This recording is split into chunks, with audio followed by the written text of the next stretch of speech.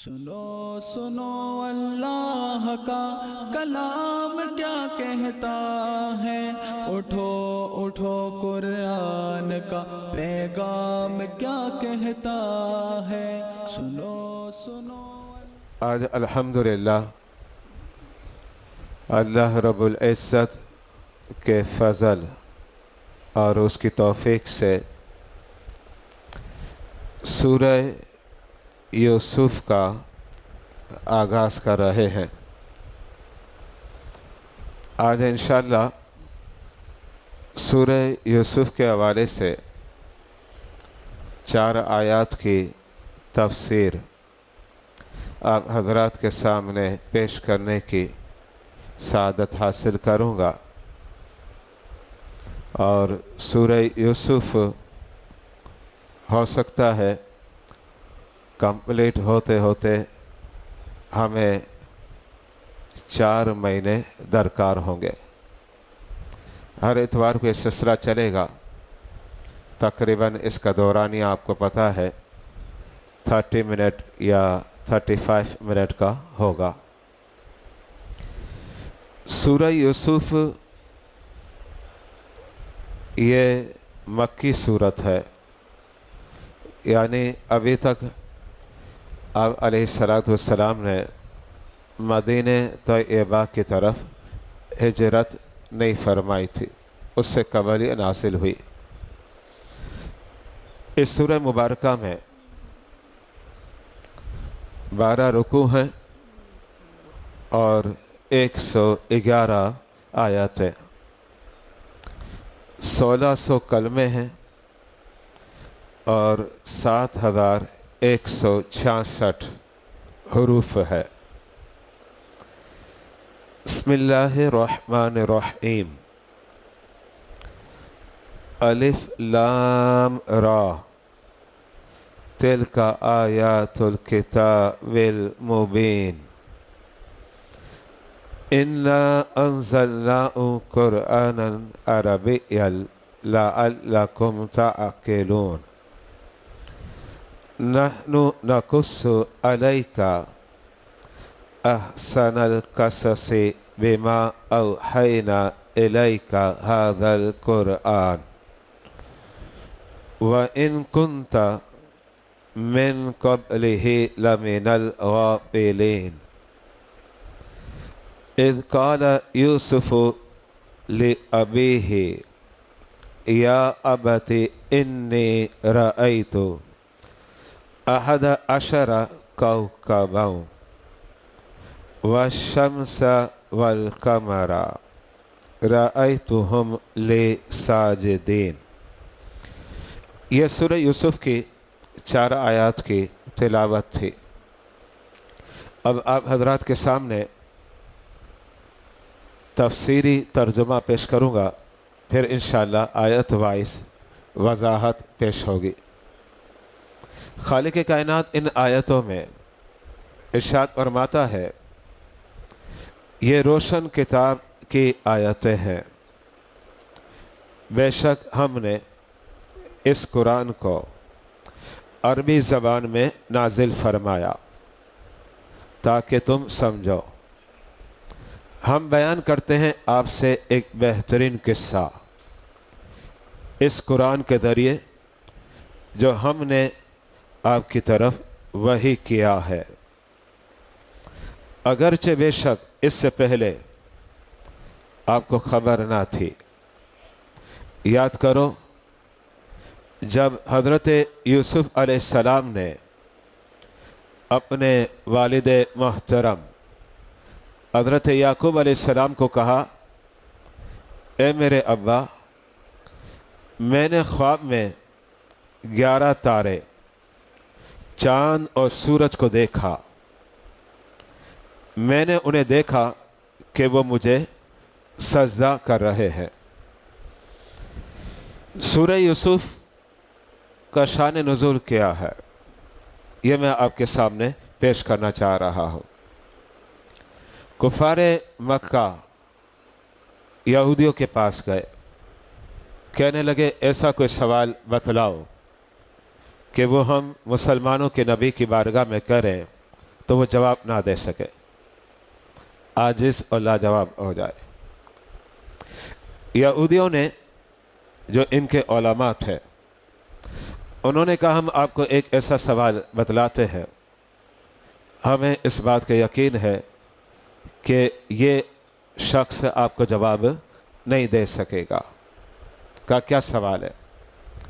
کہا سوال یہ ہے آپ پوچھیں حضرت یعقوب علیہ السلام کی اولاد کے متعلق، اور آپ کے اولاد میں بالخصوص حضرت یوسف علیہ السلام کا واقعہ اور ان کا ملک شام سے جا کر ملک مصر میں پہنچنا، اس کا واقعہ کیا ہے؟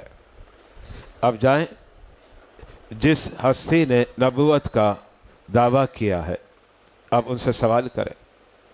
ہم یقین کے ساتھ کہتے ہیں کہ وہ جواب نہیں دے سکتے، اس لیے کہ یہ واقعہ کفار مکہ نے کبھی سنا ہی نہیں تھا۔ کہانیاں کافی تھی، اسٹوریاں کہت تھی، حکایتیں ہیں، واقعات ہیں، لیکن کفار مکہ کے کانوں میں اس قسم کا واقعہ کبھی نہیں پڑا تھا۔ یہودیوں کے علماء کو اس لیے پتا تھا کہ یہ واقعہ تورات کے اندر موجود تھا۔ اب کفار مکہ اپنے گمان میں یہ سمجھ رہے کہ آج ہم ایسا سوال کریں گے کہ مسلمانوں کے نبی جو ہے جواب دینے سے لاجواب اور عاجز ہو جائیں گے۔ جب کفار مکہ نے مسلمانوں کے درمیان اللہ کے حبیب علیہ السلام کی بارگاہ میں سوال کیا، اللہ رب العزت نے اسی وقت حضرت جبریل کو بھیجا، اور حضرت جبریل سورہ یوسف لے کر آئے۔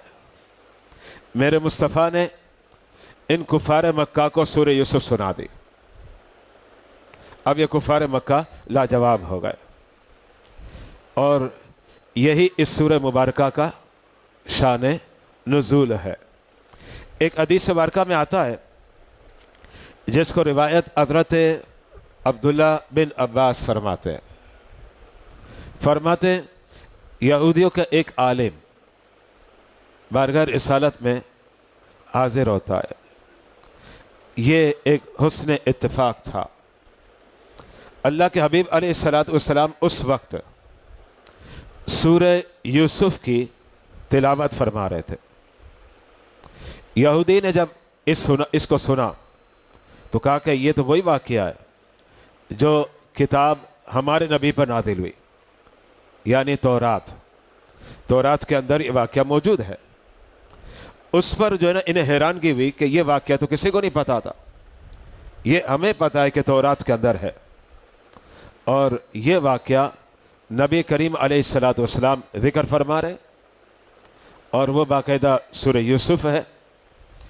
اب اس عالم نے یہ کلام سن کر اعلان کر دیا کہ جس ہستی نے نبوت کا اعلان کیا ہے یہ حق ہے۔ اس عالم نے بھی اسلام کو قبول کیا، اور ان کے ساتھ جو ان کے ماننے والے محبان تھے انہوں نے بھی اس وقت اسلام کو قبول کر لیا۔ یہ ہے سورہ یوسف کا شان نزول اور اس سورہ مبارکہ کی مختصر اہمیت۔ اب ہم آتے ہیں سورہ یوسف کی آیات کی طرف۔ اب دیکھیں اسکرین پر میں نے ایڈنگ لگائی ہے 4 آیات کی تفسیر۔ ان میں سب سے پہلی آیت الف لام را تلک آیات الکتاب المبین۔ میں اس آیت کریمہ کی وضاحت آپ کے سامنے پیش کر رہا ہوں۔ اس سورہ مبارکہ کا آغاز الف لام را سے ہوا ہے۔ اب قرآن کی سورتوں کا مطالعہ کریں، ٹوٹل سورتیں قرآن کی ہیں 114، اور سورہ یوسف قرآن کی 12ویں سورت ہے۔ بہت سی سورتوں کے آغاز کا مطالعہ کریں، چند مخصوص کلمات آتے ہیں، جیسے سورہ یاسین آپ اسٹارٹ کرتے ہیں تو پہلے لفظ کیا ہے؟ यासीन। अब सूरह ताहा स्टार्ट करते, ताहा। अब सूरह बकरा स्टार्ट करते, अलिफ लाम मीम। ये बिल्कुल समझे कि अनोखे और अजीब कलिमात है, क्योंकि इन कलिमात के माना किसी को नहीं मालूम, लेकिन कुरान ने जिक्र किया। अहम तफासिर ने इन कलिमात के मुताल्लिक इरशाद फरमाया, ये बस रब की राज की बातें हैं, और राज की बातें अपनों को बताई जाती, हर एक को नहीं बताई जाती। इसका मतलब क्या हुआ? अल्लाह रब्बुल इज़्ज़त ने इन आयात के अज्जा के अंदर जो पैगाम देना था, जो खबर देनी थी, अपने हबीब को बतला दिया। लेकिन इस उम्मत से क्या है? मख्फी और पोशीदा है। इन कलिमात को कहा जाता है हुरूफ मुक़त्तआत। ये इन कलिमात का नाम है। आपने सुना होगा लोहे कुरानी। लोहे कुरानी क्या है? ये जो कलिमात कुरानिया है, इन कलिमात को इकट्ठा किया और अब इसका एक पेपर बन गया, यानी एक तख्ती बना ली। उस तख्ती को कहा जाता है लोहे कुरानी, जिसकी बरकत के बारे में मशाइख ने फरमाया और असलाफ ने बताया कि अगर आप लोहे कुरानी को अपने घर में रखें, मकान में रखें, आपके घर में ऐसी आग के घर को तबाह करे, आपके मकान में, आपके दुकान में ऐसी आग के जो आपकी दुकान को तबाह करे, ऐसा नहीं होगा। और साथ में यह भी फरमाया कि जिस घर में लोहे कुरानी को आप रखेंगे, उस घर में अल्लाह के फजल, उसके करम से रिज़्क़ के अंदर बरकतें हो जाएंगी। ये वही कलिमात है जो सूरह यूसुफ के स्टार्ट में इस्तेमाल हुए, उनमें से एक कलमा ये है। इसके बाद आप स्क्रीन पर देखें, आयत करीमा मुलाहिदा करें। खालिक कायनात ने लिखा है तिल का। देखें, मैंने तिल का और फिर इसके बाद स्पेस लगाया है। मैं समझाना चाह रहा हूं आपको। तिल का अल्लाह कहना चाहता है, ये जो सूरह यूसुफ की आयतें हैं, जो हमने सूरह यूसुफ नादिल की, तिलका से मुराद ये है। फरमाया ये क्या है? आयातुल किताबिल मुबीन। इसे आम वाक़या मत समझना, ये वो वाक़या है जो अल्लाह कहता है कि मैं खुद कुरान में जिक्र कर रहा हूँ। ये आयातुल किताबिल मुबीन का मतलब है। पता चला सूरह यूसुफ ये आम कोई हिकायत और वाक़या नहीं है जो किसी ने बना लिया या किसी ने पेश कर दिया, बल्कि ये बड़ा अहम तरीन वाक़या है जिसे कुरान अज़ीम व फुरकान हमीद की आयतों में पेश किया जा रहा है। एक और बात मैं आपके सामने इस आयत करीमा के तहत वादे करना चाह रहा हूँ। आयत करीमा पर तवज्जो रखें। आयातुल किताबिल मुबीन, ये जो अल्फाज हैं अल किताबिल मुबीन, ये भी कुरान का दूसरा नाम है। यानी जिस किताब मुक़द्दस की आप तिलावत करते हैं, उसका फेमस नाम क्या है? कुरान। मैं भी कहता हूँ, आप भी कहते हैं, सारा जग कहता है। लेकिन इस कुरान का दूसरा नाम एक और भी मशहूर है, फुरकान। तो इसी तरीके से इस किताब मुक़द्दस का एक ये भी नाम है, अल किताबुल मुबीन। इसका मतलब आप कुरान कहें या फुरकान कहें, या आप अल किताबुल मुबीन कहें, सबसे मुराद एक ही किताब है जिसकी अल्हम्दुलिल्लाह हम नमाज के अंदर तिलावत करते। सूरह फातिहा, सूरह इखलास, सूरह फलक वगैरह वगैरह, जो 114 सूरतों पर मुश्तमिल है। लेकिन इन कलिमात पर अब तवज्जो रखें। अल किताब के बाद लफ्ज़ मुबीन आया। मुबीन आप नाम भी रखते हैं, हमारे नाम में रखा जाता है।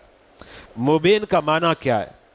मुबीन का माना वाज़े और रोशन है, जिसमें पेचीदगी ना हो, वाज़े हो, रोशन हो। इसका मतलब यह कि कुरान एक ऐसी किताब है, ऐसी अजीम किताब है कि रब ये बताना चाहता है یہ کتاب روشن بھی ہے اور واضح بھی ہے۔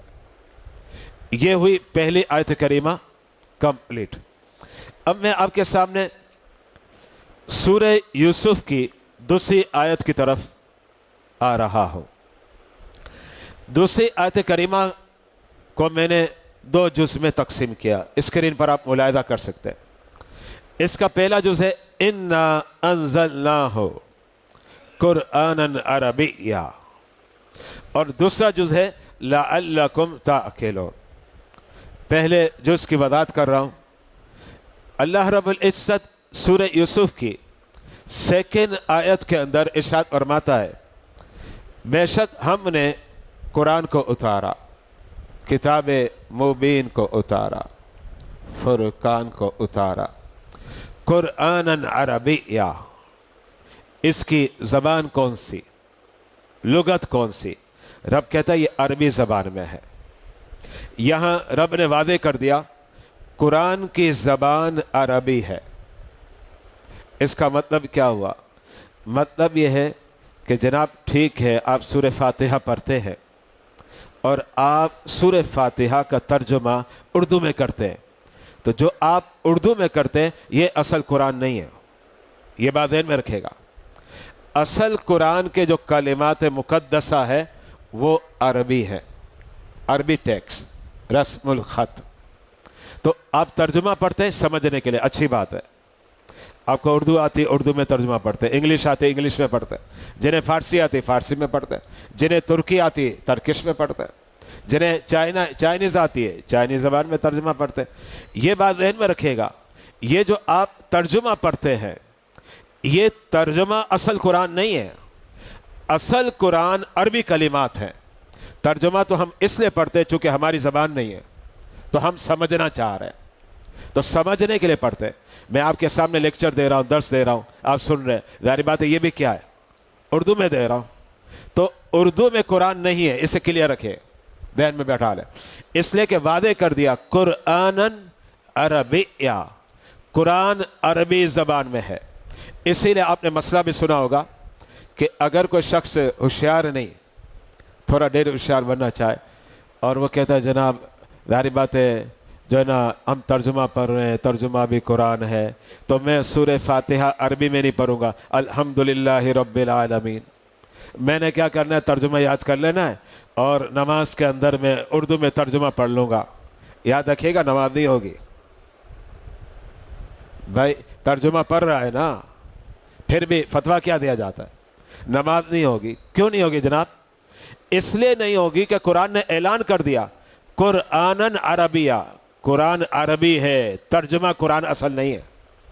تو اس لیے اگر کوئی اردو زبان میں ترجمہ پڑھے نماز کے اندر یا فارسی زبان میں قرآن کا ترجمہ پڑھتا ہے تو فقہا نے جو ہے نا 2 ٹوک فتویٰ دے دیا، کہا جناب نماز نہیں ہوگی۔ پوچھا کیوں نہیں ہوگی جناب؟ کہا اس لیے نہیں ہوگی کہ اصل قرآن عربی میں ہے، یہ اصل قرآن نہیں پڑھ رہا، وہ تو سمجھنے کے لیے اردو میں سے بدلا جاتا ہے، ٹرانسلیٹ کیا جاتا ہے، تو یہ اصل قرآن نہیں ہے۔ اس کا مطلب یہ بھی واضح ہو گیا کہ قرآن کی تلاوت پر جو فضیلتیں ہیں جو آپ حدیثوں میں پڑھتے ہیں کہ جناب 1 حرف پر 10 نیکیاں ملیں گی، یہ فضیلت ترجمے پر نہیں ہے، یہ قرآنی کلمات پر ہے۔ یہ بات ذہن میں رکھیں۔ لیکن اب سوال پیدا ہوتا ہے اگر آپ تورات اور انجیل، یہ بھی تو آسمانی کتابیں ہیں، تورات اور انجیل کی زبان دیکھیں تو وہ عربی نہیں ہے۔ غالباً یہ پہلی کتاب ہے جو عربی زبان میں ہے، پہلی کتاب۔ اس سے پہلے اگر آپ صحائف یا کتاب دیکھیں، یعنی اس کی اسٹڈی کی جائے، اس کے بارے میں انفارمیشن حاصل کی جائے، تو وہ یا تو عبرانی زبان ہے یا سریانی زبان ہے، عربی میں نہیں ہے۔ قرآن عربی میں اتارا گیا ہے۔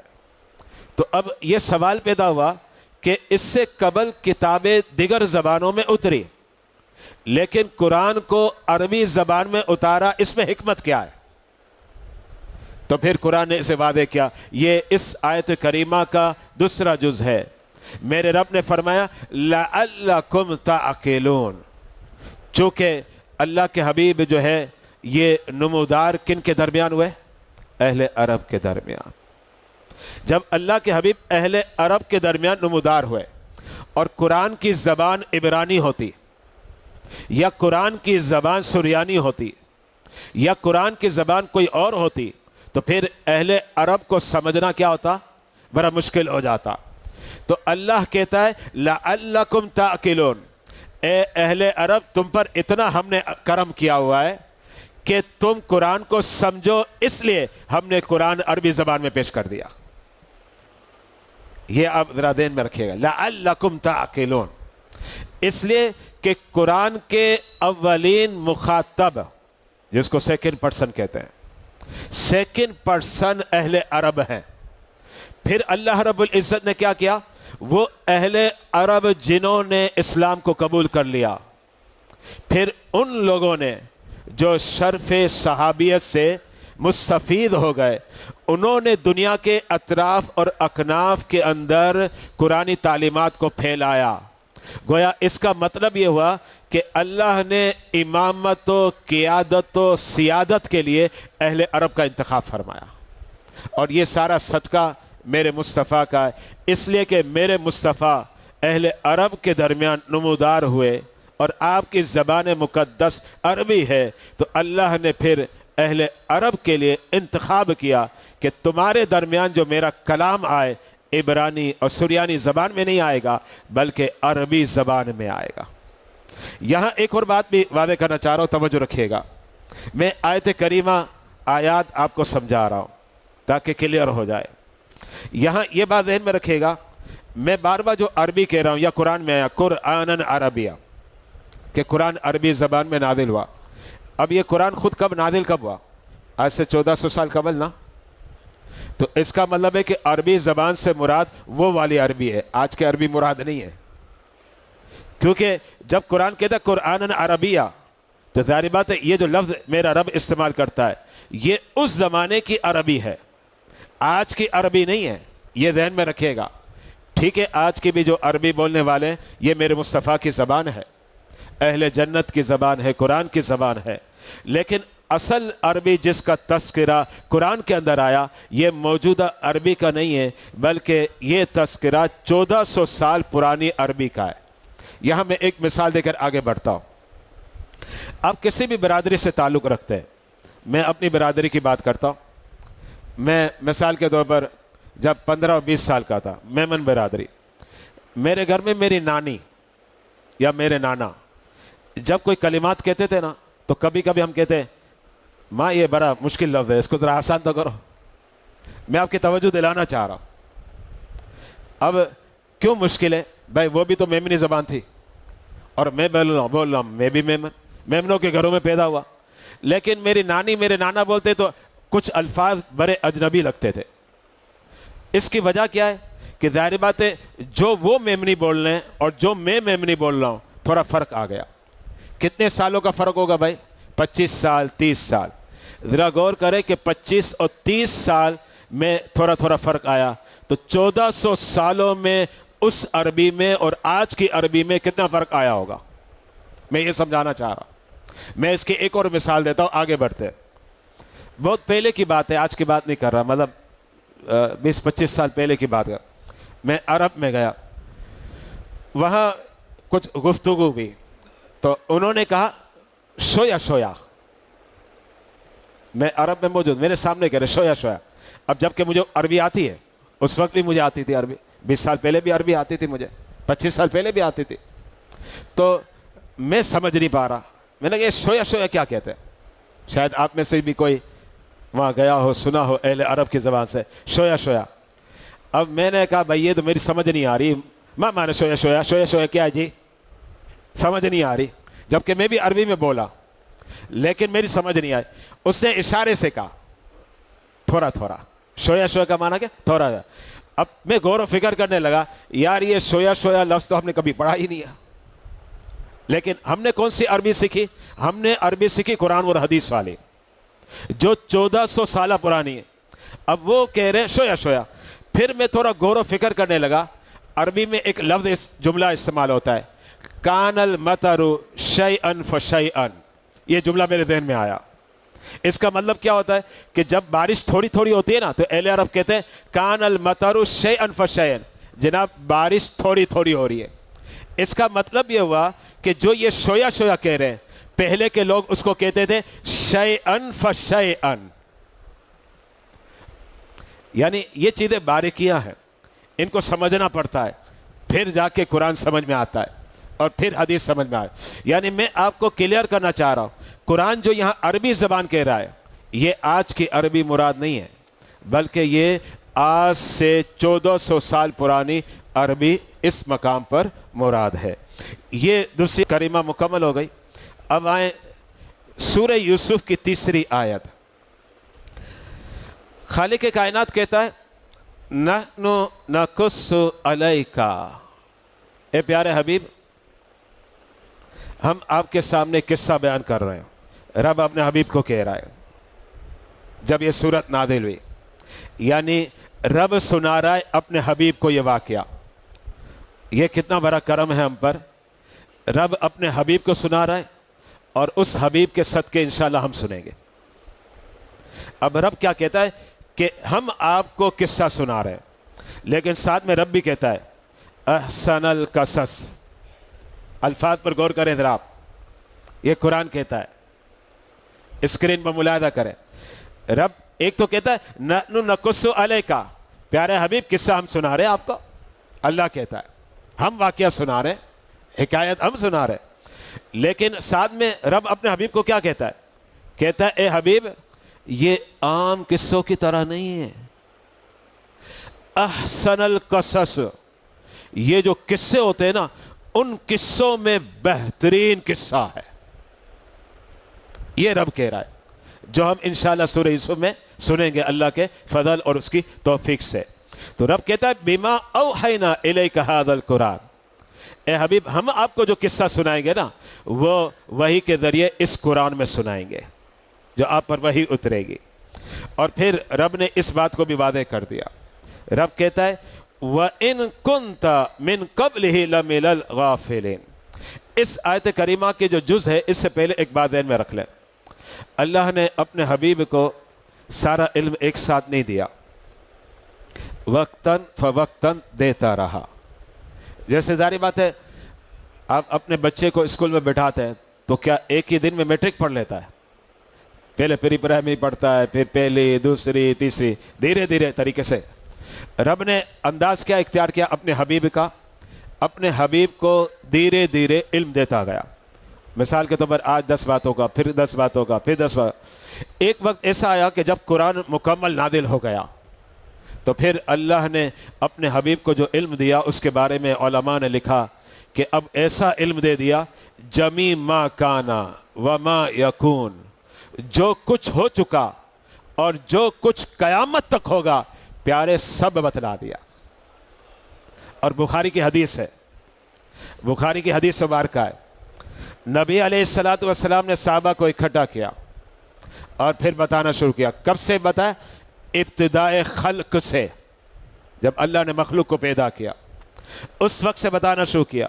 صحابہ نے فرمایا نبی بتلا رہے، یہاں تک بتلا دیا کہ جنتی جنت میں چلے گئے، دوزخی دوزخ میں چلے گئے۔ یہ بخاری اور مسلم کی حدیث ہے۔ یہاں سے واضح ہوا کہ اللہ نے اپنے حبیب کو جمیع ما کان وما یکون کا علم عطا فرمایا، لیکن یہ علم کیسے ملا؟ ایک ساتھ نہیں ملا، رب نے سارا قلب مقدس پر ایک ساتھ نہیں اتارا بلکہ دھیرے دھیرے ملا۔ تو ظاہر بات ہے جب دھیرے دھیرے ملا تو ایک وقت تھا کہ کچھ باتوں کا علم تھا، کچھ باتوں کا علم نہیں تھا، پھر مزید علم دیا۔ ایسے ہوتے ہوتے الحمدللہ جمی ما کانا وما یکون کا علم تھا۔ تو سورہ یوسف کا جو علم ہے، اللہ کہتا ہے اے حبیب آج ہم نے آپ کو قصہ سنایا، وَإِن كُنْتَ مِن قَبْلِهِ لَمِنَ الْغَافِلِينَ، آج سے قبل آپ کو یہ قصے کا علم نہیں تھا۔ اب یہاں سے یہ استدلال بعض لوگ جو کرتے ہیں کہ آپ کو اس کا مطلب اس کا علم ہی تھا، اس کا علم نہیں تھا، میں نے اس کا جواب کلیئر کر دیا کہ اللہ رب العزت نے اپنے حبیب کو تدریجاً دیا ہے، یعنی آج دیا، کل دیا، پرسوں دیا، دیتا گیا ایک وقت ایسا آیا کہ نبی نے پھر دعویٰ کیا کہ اب جمی ما کان و ما یکون کا علم میرے رب نے مجھے عطا کر دیا. اور یہ علم کب مکمل ہوا؟ جب مکمل قرآن کمپلیٹ ہو گیا. اس کا مطلب جب قرآن نازل ہو رہا تھا اس وقت یہ کیفیت تھی میرے مصطفیٰ کی کہ بعض باتوں کا علم تھا، بعض باتوں کا علم نہیں تھا. پھر ایک وقت آیا کہ سارا علم میرے رب نے اپنے حبیب کو دے دیا. اس نے فرمایا وَإِن كُنْتَ، اے پیارے حبیب، یہ جو یوسف علیہ السلام کا واقعہ ہے نا، من قبل ہی، آج تو ہم نے بتلا دیا آپ کو، لَمِنَ الْغَافِلِينَ، لیکن آج سے قبل آپ کو اس کا علم نہیں تھا، لیکن آج ہم نے آپ کو اس کا علم عطا فرما دیا. یہ سورہ یوسف کی آیت نمبر 3 مکمل ہوئی. اب آئیں سورہ یوسف کی آیت نمبر 4. آیت نمبر 4 میں خالق کائنات نے جس بات کو واضح کیا، کیونکہ یہ ایک خواب ہے اور پھر خواب کی تعبیر صورت میں آئے گی. حضرت یوسف علیہ السلام نے ایک خواب دیکھا. جب یوسف علیہ السلام نے خواب دیکھا تو آپ کی عمر کتنی تھی؟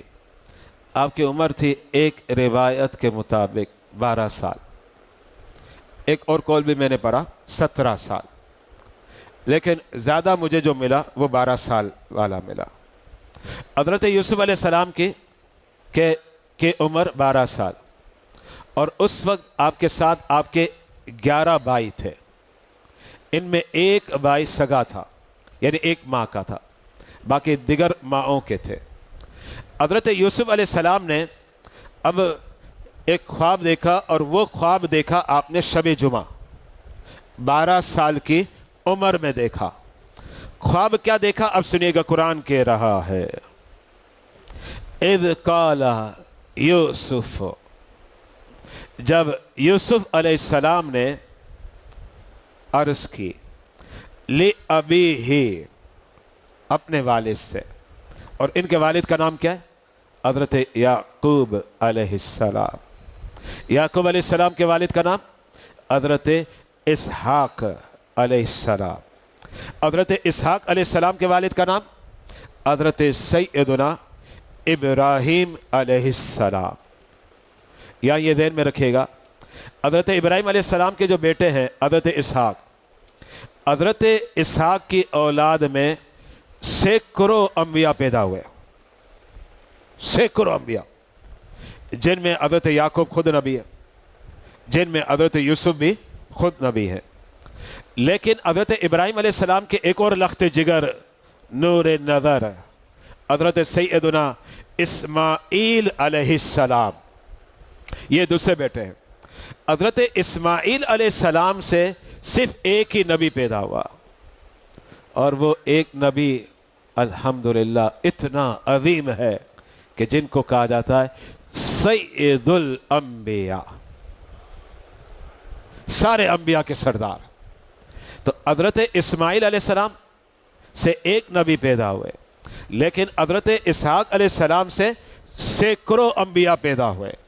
ان میں حضرت یعقوب بھی ہے، اور یعقوب کے بیٹے ہیں حضرت یوسف علیہ السلام. آیت کریمہ کی طرف پھر آ جائے، اذ قال یوسف لأبیہ، جب یوسف علیہ السلام نے اپنے والد ماجد حضرت یعقوب علیہ السلام سے عرض کی، یا ابتی، اے میرے ابا، ابا بھی میں نے بتایا حضرت یعقوب علیہ السلام، انی رأیت احد عشر کوکبا، عرض کی ابا جی ایک خواب دیکھا، اس میں یہ دیکھتا ہوں 11 ستارے، 11 تارے ہیں، والشمس والقمر، اور شمس اور قمر، شمس و قمر آفتاب و مہتاب، یعنی چاند سورج، والشمس والقمر. اور میں نے خواب میں 11 ستاروں کے علاوہ دیکھا، سورج کو بھی دیکھا اور چاند کو بھی دیکھا. دیکھتا کیا ہوں؟ رأیتہم لساجدین، یہ 13 کے 13 جو ہے مجھے سجدہ کر رہے. 11 ستارے اور چاند اور سورج یہ مجھے سجدہ کر رہے ہیں. اب مزید باتیں تو انشاءاللہ آگے ہوگی، لیکن یہاں میں چند باتیں پیش کرنا چاہ رہا ہوں. پہلی بات تو یہ کہ 11 ستاروں سے مراد کون ہے؟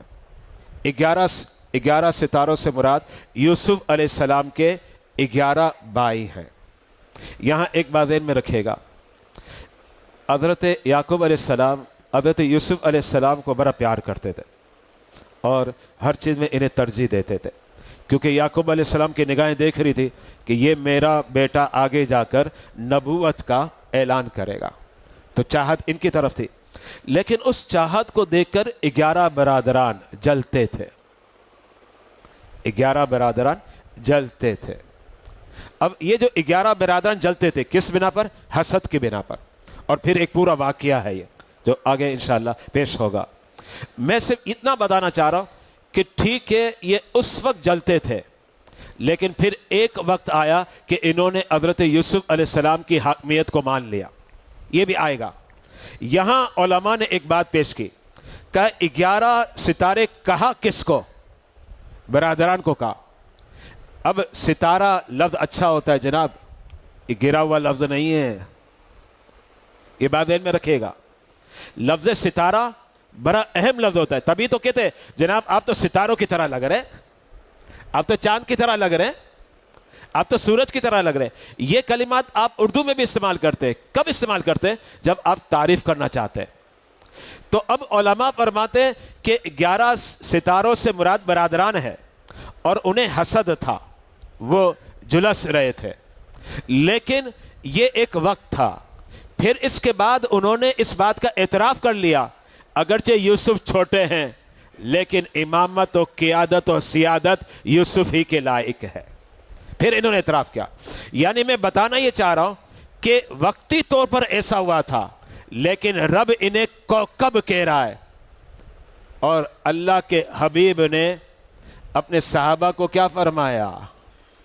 اصحابی کالنجوم، میرے صحابہ ستاروں کی مانند ہے۔ اب میرے نبی نے اپنے صحابہ کو فرمایا اصحابی کالنجوم، میرے صحابہ ستاروں کی مانند ہے۔ اور یوسف علیہ السلام کے برادران کے بارے میں قرآن ذکر کیا کرتا ہے؟ کوکب، یعنی ستارے کہہ رہا ہے، جس کا مطلب یہ ہوا کہ وقتی طور پر جلس تھی، لیکن پھر اللہ نے ان کے بھائیوں کو ایک عظیم مقام دیا۔ گویا وہ یوسف علیہ السلام کے ایک طرف تو بھائی تھے اور دوسری طرف یوسف علیہ السلام کے صحابہ تھے۔ یہ بات ذہن میں رکھیے گا، اس کو ذہن میں کلیئر کر لیں، کیونکہ ایک رخ تو بیان ہوا جلس کو، حسد کو، لیکن یہ ابتدائی ادوار تھے۔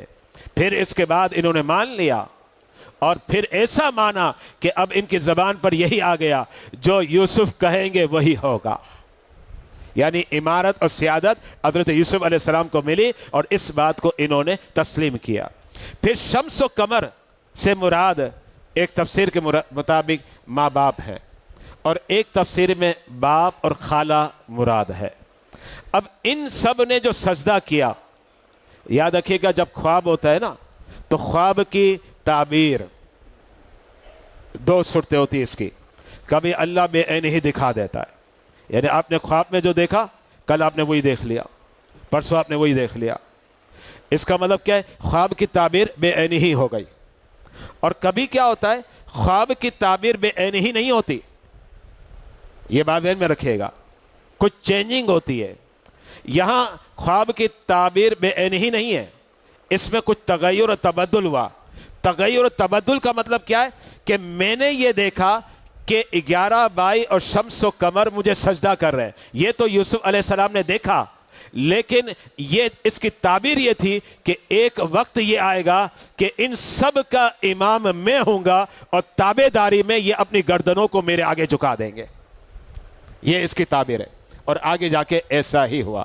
یہ آیت کریمہ بھی الحمدللہ آج مکمل ہو گئی۔ ایک بات آخری سن لیجیے گا، وہ کیا ہے؟ وہ یہ ہے کہ پچھلی امت میں سجدہ کرنا اگر خدا سمجھ کے نہ کیا جائے یہ جائز تھا، یہ ذہن میں رکھیے گا۔ یعنی سجدہ جو حرام ہوا نا، یہ اس امت میں ہوا، عیسیٰ علیہ السلام کی امت میں جائز تھا، मूसा अलैहिस्सलाम की उम्मत में भी जायज़ था, लेकिन वो सजदा कौन सा था? ताज़ीमी, बड़ा समझ के, ये बड़े हैं इसलिए हम झुक गए, ये सजदा जायज़ था। लेकिन इस उम्मत में इस तरीके से सजदा करना, जनाब ये बड़े हैं, ये पीर है, ये उस्ताद है, ये अम्मा है, ये अब्बा है, और कोई झुकेगा तो ये सजदा जायज़ नहीं है। तो इस उम्मत में सजदा ताज़ीमी हराम है, और पिछली उम्मतों में सजदा ताज़ीमी जायज़ था। तो अब 11 भाई और अम्मा और अब्बा हैं, उन्होंने सजदा किया, ये देखा, तो वो सजदा जायज़ था। लेकिन अब सजदा अल्लाह के सिवा करना जायज़ नहीं। कोई इबादत समझ कर सजदा करेगा तो कुफर है, दायरे इस्लाम से खारिज हो जाएगा। और अगर जो है ये समझ कर करता है कि नहीं ये अल्लाह नहीं है, ये मेरी अम्मा इससे सजदा करता हूँ, ये मेरा अब्बा इससे सजदा करता, ये मेरा पीर है इससे सजदा करता, याद रखेगा ये सजदा करना भी हराम हराम हराम। पता चला मज़ारात के आगे सजदा करना जायज़ नहीं है।